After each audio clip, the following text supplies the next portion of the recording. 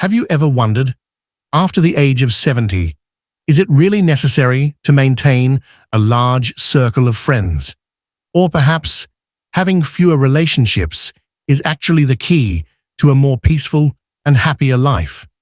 I've seen many older adults, whether living in bustling cities or quiet rural towns, constantly feel empty because of unanswered phone calls, promises that were never kept, and friendships that now exist only in memory. Emma, 74, lives alone in the state of Oregon. She used to spend her entire day waiting for a message from her old group of friends. But when no one replied, she began to ask herself, am I holding on to something that no longer belongs to me? Ever since she stopped chasing relationships that no longer offered mutual connection, she felt an unexpected sense of relief. The truth is, many seniors still carry the fear of loneliness, yet they fail to realize that it's the dependency on unstable relationships that actually drags them down each day. More dangerously, this can cause them to lose the very freedom and peace that are so precious at this stage of life. Today's video will offer you a new perspective: why, after the age of 70, having fewer friends, or even none, can actually help you live a happier, healthier, and freer life. Together, we will explore 6 specific reasons that will help you move beyond the fear of disconnection and into a journey of independent, inspired living. If this topic resonates with you, please hit like and share it with others in your generation. Who knows, someone out there might be in need of a fresh perspective, just like you are right now. I would love to hear your thoughts after watching. Leave a comment. Where are you on your journey toward independence in older age? And now, let's explore the 6 reasons why fewer friends doesn't mean less happiness, and why, in some cases, it may actually mean the opposite. No need to prove yourself. At 70, you no longer need others' recognition to affirm your worth. You live true to yourself, without relying on friendships for validation. At some point in life, most of us have tried to prove ourselves in our careers, within our families, and especially in social relationships.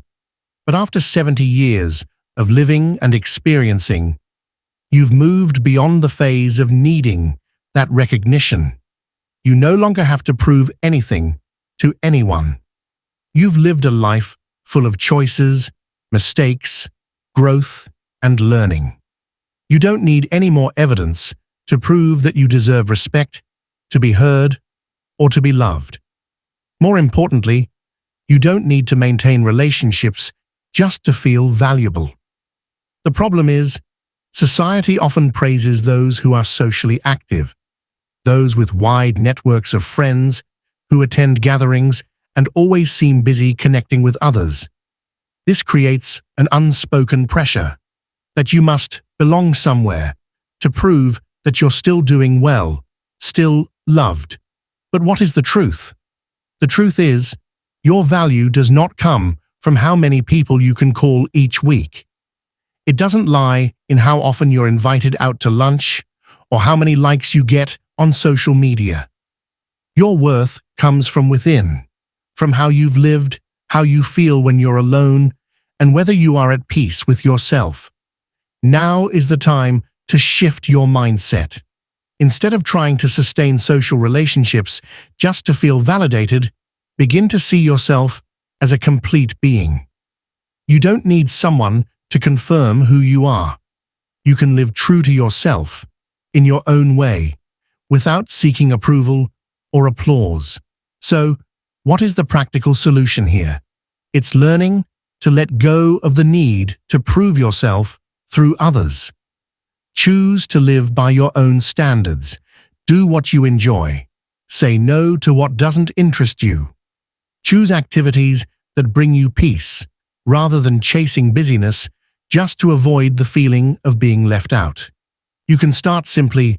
Spend a day without meeting anyone, just doing things you genuinely enjoy, or turn down an invitation that doesn't excite you, instead of forcing yourself to keep the connection. Each small action like that will gradually lead you toward a state of inner freedom. And the miracle is, when you stop seeking external validation, you begin to feel a true sense of peace, a kind of freedom that money can't buy, the freedom within your own mind and heart. Now ask yourself, are you living to be accepted or living to feel whole? At this age, you have every right to choose the latter, no longer proving, just living truthfully. Peace is more precious than social interaction.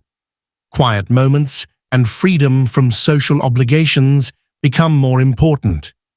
Instead of maintaining energy-draining relationships, you can embrace peace and time for yourself. Have you ever felt exhausted after a long conversation? Ever reluctantly attended a gathering just because you were afraid of being judged as withdrawn? If your answer is yes, then you are not alone. At 70, what many once considered loneliness is, in fact, the peace they never dared to choose in their entire lives. Society often praises dynamism, social engagement, and community involvement. But not everyone feels comfortable in that constant rhythm, especially when you've reached an age where stillness becomes more necessary than ever. You no longer have to show up everywhere, no longer need to reply to every message, and no longer have to maintain relationships that leave you drained. The problem is, many seniors still carry the fear of being seen as cold or distant if they turn down frequent social interactions. But think more deeply. Why should you force yourself to keep engaging if it brings you stress rather than joy? Stillness doesn't mean isolation. On the contrary, it's a state that allows you to listen to yourself, to savor each moment without being shaped by others' expectations. It creates room for reflection, for creativity, and for personal joys you once set aside because you were too busy connecting. When you stop forcing yourself to maintain unnecessary conversations, you begin to realize your time can be used for things far more meaningful. A morning cup of tea, a classical melody, a good book, or simply the healing power of silence. These moments don't need an audience to be worthwhile. The solution here isn't to cut off the world, but to consciously choose. Gently step back from energy-draining relationships and use that time to restore yourself. Set clear boundaries for phone calls and meetups, not because you're being cold, but because you understand the limits of your peace. In fact, try designating one day a week just for yourself. No appointments, no group meetings, no explanations needed. And if someone questions you, remember, you don't have to justify your peace. When you do this, life begins to feel lighter. Instead of worrying whether you're maintaining social connections, you'll find happiness in reconnecting with yourself. You don't need to speak much to prove you're still present. You just need enough stillness to hear your own heart. That is the deepest connection of all. Fewer friends, fewer disappointments. Reducing the number of friends helps you avoid the letdowns that come from unbalanced or unreciprocated relationships, allowing you to focus on connections that truly matter. Have you ever felt let down when a friend didn't call back as promised? When you reached out but were met with silence? At 70, the feeling of being forgotten in a once close relationship can strike deeper than almost anything else. But there's a truth that not everyone has the courage to face. Not every relationship retains its value over time. Age not only changes your body, but also makes your heart more sensitive to the imbalances in friendships. You become more aware when you're always the one reaching out. You feel more hurt when others don't place the same priority on the relationship. And if you're not careful, these feelings can build into disappointment, even a loss of trust. In today's world, where personal life is highly individualized and everyone is busy in their own way, this becomes even more evident. Old friends may move away, get swept up in family or careers, or simply change. And eventually, you realize that clinging to a long list of friends only makes you feel more alone. So shift your thinking. Having fewer friends is not a lack, it's a wise form of selection. By narrowing your relationships, you also reduce the number of disappointments and lower your expectations of people who are no longer genuinely connected. More importantly, you create space for truly meaningful connections to emerge. Ask yourself, who are the people you can talk to deeply without needing to pretend you're doing fine? Who allows you to be yourself without filters? Those people, even if it's just one or two, are your true friends. And if right now you realize that you don't have anyone like that, it's okay. That's not a failure. It's a sign to start a new relationship, not with others, but with yourself. When you become your own most loyal friend, you no longer need someone else to fill the void. So what's the solution? Have the courage to review your current relationships. Who leaves you feeling drained, hurt, or disconnected? Allow yourself to let go. Holding on to them doesn't make you more noble. It only clouds your peace of mind. Instead, nurture the small but genuine relationships. It might be the neighbor you greet every morning, a familiar face at the library, or even an online group with shared interests where you feel safe to open up. Real connection doesn't have to be loud or numerous. When you reduce the number of friends, you don't lose anything. On the contrary, you reclaim your peace and dignity. Having fewer friends doesn't make you weak. It proves you are strong enough to choose what truly serves you. Time becomes precious. At this stage of life, you realize that time is your most valuable asset. You have the right to spend it on what truly brings you joy, instead of maintaining relationships out of habit. Something interesting happens when you reach your 70s. You stop measuring time by days or months and start measuring it by the real value each moment brings. In youth, time often feels infinite. Calls can wait, meetings can be postponed, and social ties can be stretched just a little longer. But at some point, you realize you no longer want to waste even a single moment on things that no longer serve you. Older adults often live independently, with more freedom than ever to choose how they spend their time. But here's the paradox. Even with all this control, many still unconsciously get trapped in old patterns, maintaining relationships out of politeness or joining social activities just because that's what's expected. Time slowly slips away, not invested in what nurtures the soul, but lost to things that no longer hold true value. And this is the turning point. Time is no longer something to spend. It's an asset to invest. You need to invest it in what makes you feel alive, at peace, and truly present, not in social obligations that drain your energy. Imagine time as the final savings of your life. How will you use it? Who truly deserves one precious hour of your day? What makes a day feel truly meaningful? Maintaining relationships out of habit is like continuing to pay rent on a house you no longer live in. It's not wrong, but it's no longer logical.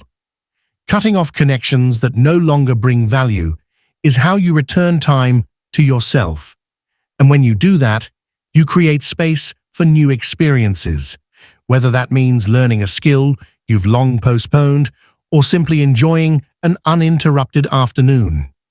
The practical solution here is create a time budget for your week. just like you would with your finances.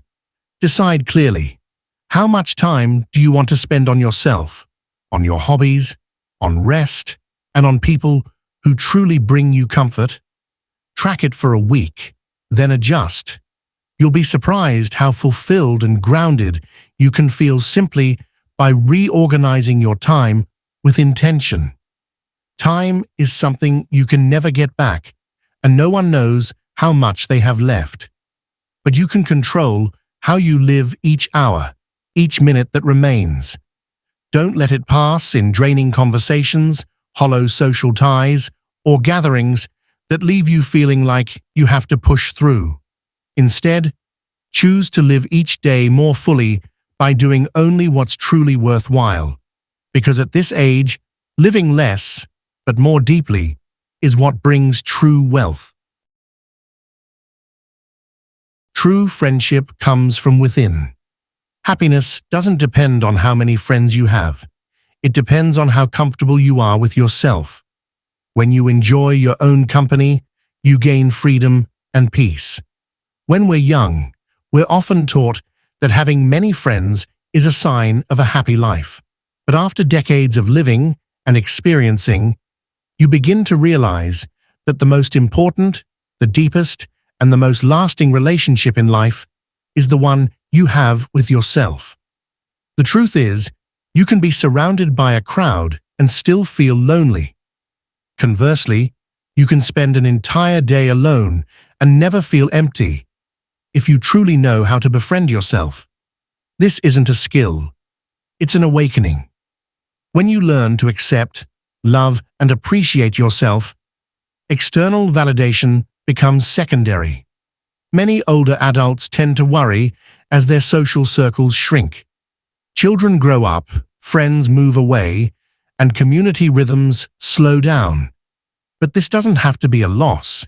It can be an invitation, an opportunity to discover a new kind of friendship, the friendship within. Imagine for a moment that you are your own lifelong companion. How would you treat yourself? How would you listen to your needs? How would you comfort, forgive, and encourage yourself? When you turn the lens of love inward instead of outward, you begin to see clearly. You are not lacking. You simply need to reconnect with the quiet, honest part of yourself. This doesn't mean rejecting external relationships. It simply means you no longer rely on them to define your happiness. True friendship isn't about how often you talk to others. It's about the peace you feel when you're alone. When you're no longer afraid of silence, you become your own most reliable friend. The solution is very practical. Schedule regular dates with yourself. Spend time walking alone in the park, meditating gently, journaling, or simply sitting in silence with a favorite piece of music. This is not social avoidance. It's the foundation of a strong relationship with yourself. And when that relationship runs deep enough, you'll realize you don't need anyone else to affirm that you are okay. Inner friendship is quiet. It doesn't require words, texts, or physical presence.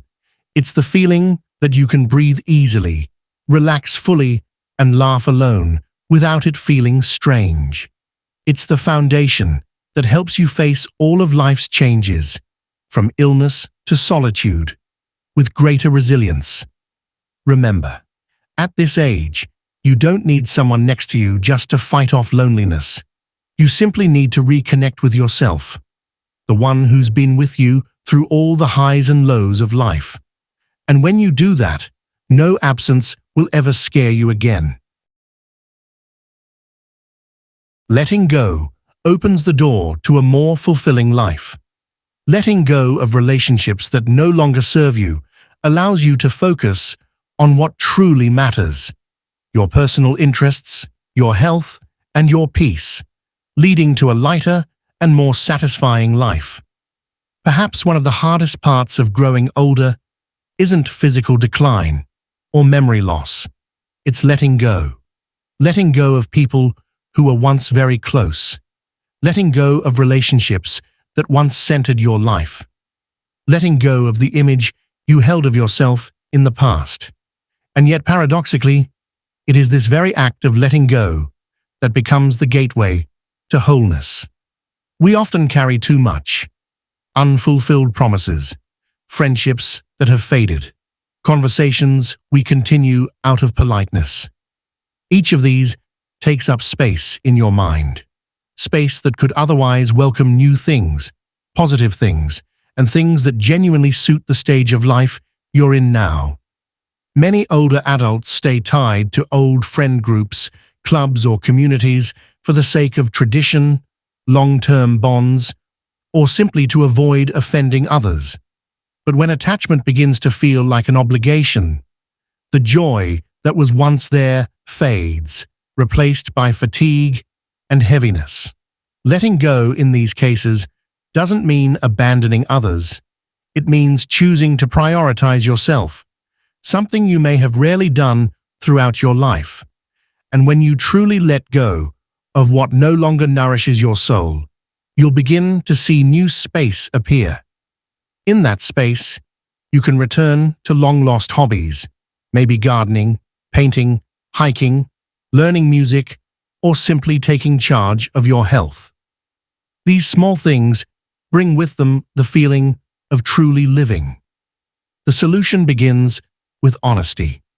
Sit down and ask yourself, which relationships in your life make you feel light? And which ones make you feel like you're holding it together? Try writing them down, not to judge, just to observe. From there, you'll slowly learn to release, bit by bit. You don't need to make it loud or dramatic. You simply stop investing time and energy into what no longer responds. Letting go also creates agency. You're no longer governed by social expectations or the feeling that you should. You do things because you want to. And that is a kind of freedom few people ever attain in youth. You're the one at the wheel of your life now, and no one has the right to make you keep what has expired. And finally, letting go is not an ending. It is a rebirth. You are no longer bound by old roles. You get to live lighter, deeper, and more authentically. You enter a season of clarity, where each day is no longer spent chasing others, but living fully for yourself. Thank you for staying with me until the very end of this journey. Not everyone has the patience or the courage to reevaluate the relationships in their life, and even fewer dare to choose a path of independence and peace in their later years. But if you're still listening to these final words, I believe you are ready for a new chapter, one that is lighter, freer, and more honest with yourself.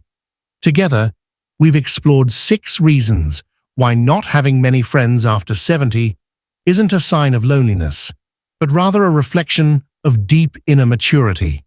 From no longer needing to prove your worth, to embracing peace, avoiding disappointments, using your time wisely, reconnecting with yourself, and letting go of what no longer serves you. Every insight points toward a simpler but richer life. Now, I invite you to ask yourself, what have you taken away from this message? Are you holding on to a relationship just because you fear losing connection? And if so, are you willing to try living 1 week just for yourself, with no obligations, no expectations, no need to please anyone? If this message resonated with you, consider sharing it with a friend who may also be searching for inner peace. And if you feel moved to do so, leave a comment. I would truly love to hear your reflections and your stories. We are all on a journey. No 2 paths are the same, but we can walk alongside one another. Stay tuned for more content, where I'll share deeper insights on how to live fully, gently, and mindfully in your golden years. Because you deserve a life no longer tethered to what's behind, but one you consciously choose for yourself.